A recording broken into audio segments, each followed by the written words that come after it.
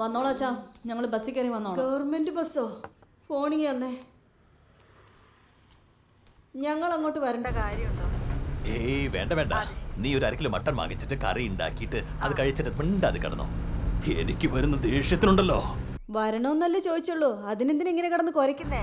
സ്വാതന്ത്ര്യം എന്റെ ചേച്ചി ഇവിടെ മരിച്ചു കിടക്കുന്നുകൊണ്ടാ. എന്റെ അമ്മോ, നിങ്ങളുടെ ചേച്ചി പോയേന് ഞങ്ങളിപ്പൊ എന്ത് ചെയ്യാനാ?